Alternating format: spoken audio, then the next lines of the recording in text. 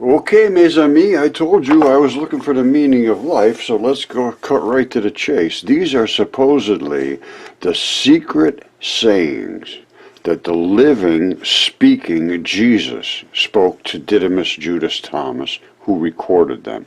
That is Doubting Thomas. He was Jesus's scribe. He listened to what he said and he wrote down what he told him to write down.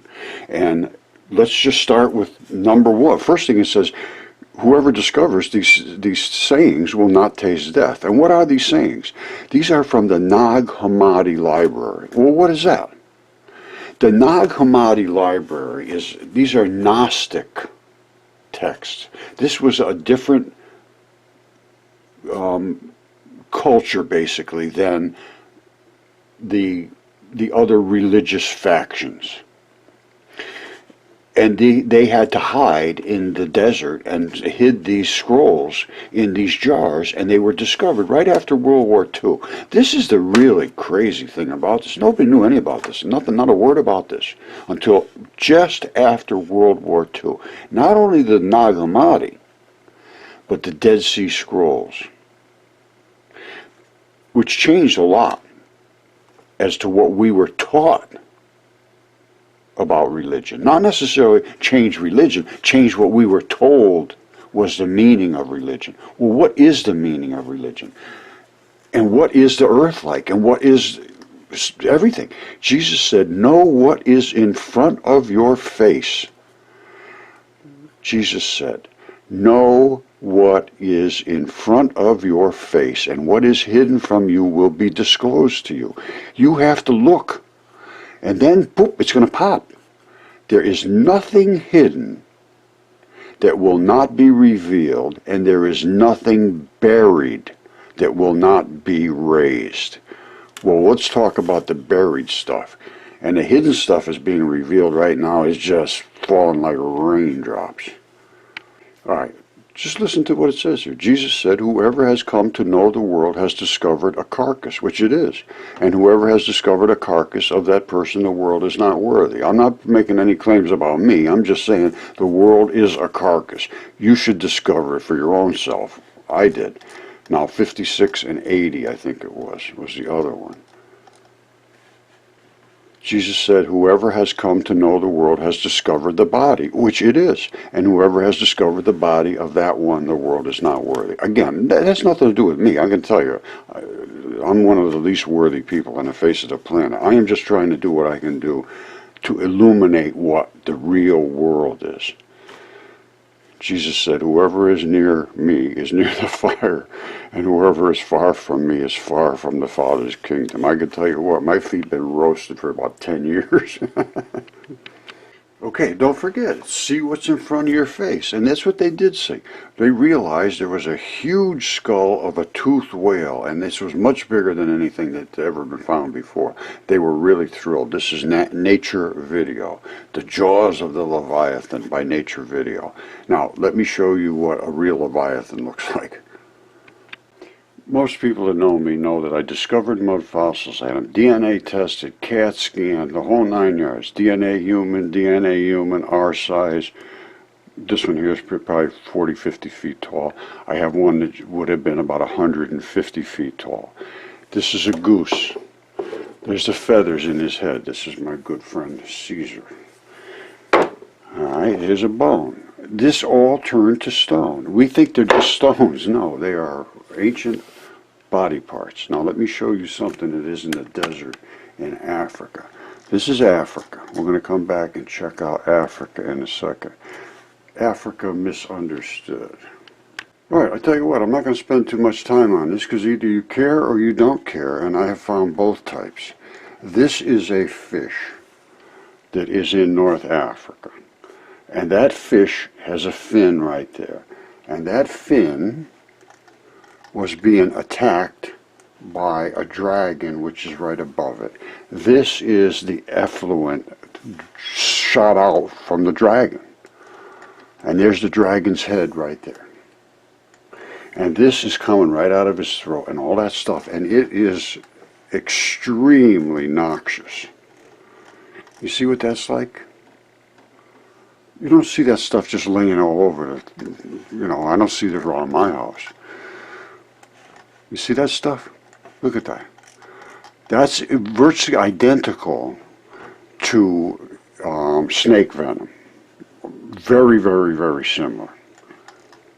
Only this is like gigantic. Now, this is the dragon's head. It is dead, laying on top of the surface of the Sahara Desert. At one time, this was an ocean. This is the runoff of, this is the body right here. This is what they call effluent. It runs off of dead, decaying bodies. Black and red, it was a red-blooded creature. This is the throat, and it is completely covered with dragon scales. And it's called the Draco River or something. They know it was a dragon, and I have ancient maps that show it as a dragon and covering all of North Africa. They knew it was here, and they knew its neck was cut. And that was also written about in the ancient text, that he would cut the dragon's throat with his great and mighty sword. Now let's look at this carefully. Watch this, where my cursor's going, all the way down, down, down, down, down, down, down, down, down, down. That's a throat. And then, there's a cut. This is where it ran out in the desert. That thing was gashed right across there. You see that? That's a gash. And that gash bled all of this red blood out here. And of course, the black blood and the red blood happens at basically the same time, because you have vein and artery. Now, this again is all dragon scales. If you look at that carefully, I don't think there's too many people would think that that was just natural formation, protecting a throat which is also lined with dragon scales. All right, and this is the fluty looking stuff you see on the parades. And guess what that does? That is the conductor of that nasty stuff. If you look at this and spend a lot of time, which I have, you see it all comes up here, and then it pours down in through here into their beard. That's the beard looking stuff. And at that same point right here, you see that? That's where it emits this nasty, nasty, nasty stuff. They all have that little beard looking thing, and they all have, well, I don't know all they have, but this fluty looking thing that goes down the side of their bodies, and you see them in the parades in China and everywhere, Japan, wherever they have them, I don't know, in Asia somewhere. They revered the dragon. Now, was he a good guy, bad guy? I have no idea. But I can tell you what, he was big. This goes all the way from here to the other side of North Africa, almost to the Mediterranean Sea. And how can I say that? Well, because there's his tail right there. And it is also still running off. Those are transition metals that run out of dead, decaying bodies. And these are the scales of a dragon. You see that?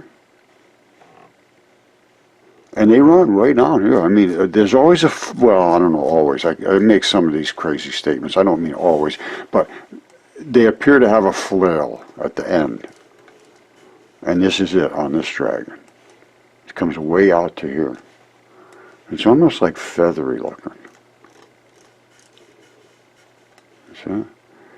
You have to take some time to look at it. These are not natural mountains. And that connection runs straight back, all the way back to the dragon's head, who was spitting out on the fish. And if you look at the fish, it's very hard to not understand that that's a fish. And it also appears to me that this was Atlantis, and it did collapse right here, because the straits are right here, which at one time Plato said it was right on the other side of the straits. There, everybody thought it was Gibraltar. Well, I say it's the straits, and that's where everything ran out. And all of that mud, which Plato said they would never speak of mud again, ran all the way. We just look at it. A kid that plays in a sandbox knows that's what happens. It piled up here and ended up swishing around the edges. That's the Cape Verde Islands. So to me, this was Atlantis. This is a fish being attacked by the giant dragon. Now, they show this on the ancient Roman coins, a fish and a dragon. I think I have a picture of one of those somewhere. But anyway, this all ran out, I believe, at the same time. I believe this was an ocean, and this was the inlet to the ocean. And I'll show you why I can say that. On the map, it shows Atlantis, I believe, being here, and then it shows the dragon right above with its throat cut right there. Let's take a look at that map. All right, I'm just going to leave you with this for now. We have to have some big, heavy-duty discussions about our past. That is the dragon.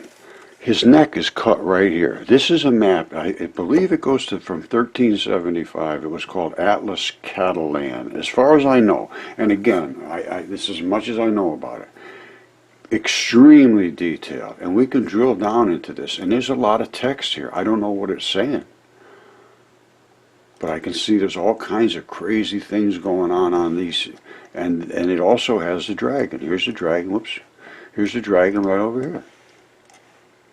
All right, there's his neck cut right there. This is Atlantis. And I believe that's the Cape Verde Islands when Atlantis collapsed.